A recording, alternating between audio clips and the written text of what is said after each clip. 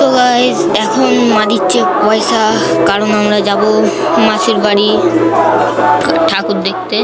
আর guys এদিকে সব ঠাকুর গোপাল সবাই বসেছিল, মা এদিকে পয়সা দিচ্ছিল, বলছিল গিয়ে বেশি ঝামেলা করবি না। তার সাথে রায়দাও এসেছিল। তারপর গাইস আমরা ঘর থেকে বেরিয়ে, তারপর গাইস রায়দা নোংরা থেকে একটা চশমা কুড়িয়ে পেলে, এই চশমাটা যার একদিকে কাঁচ নেই, যেইটা পেয়ে অনেক খুশি, হাসিটা দেখে না একবার। তারপর গাইজ আমরা উঠে পড়ি টোটোর মধ্যে, আর এই দেখো এখানে বসে আছে। গাইজ এখন যাচ্ছি বরগাছিয়া থেকে ডোমজুর, ওখানে নেবে টোটো ধরো। আগে আমরা কিছু প্যান্ডেলও দেখতে পেয়েছিলাম। তারপর গাইজ এইটা হচ্ছে বরগাছিয়ার একটা প্যান্ডেল, দেখতেই পাচ্ছ তোমরা।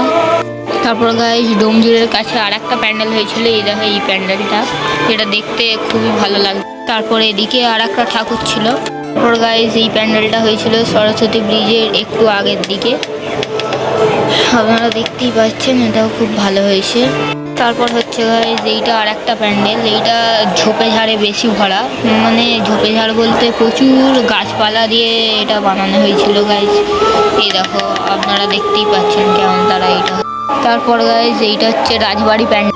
তারপর এই প্যান্ডেলটাও খুব সুন্দর হয়েছিল, কিন্তু আমরা ঢুকে তুলতে পারিনি সব কটা প্যান্ডেলে, কারণ আমরা টোটো গাড়িতে ছিলাম, তাই আমরা ঢুকতে পারিনি সব প্যান্ডেলের মধ্যে। তারপর রায়দা আন্দোলে এসে জামা প্যান্ট কিনছিল, দুটো প্যান্ট পড়লো 1200 টাকা। তারপর থেকে প্রায় ভিডিও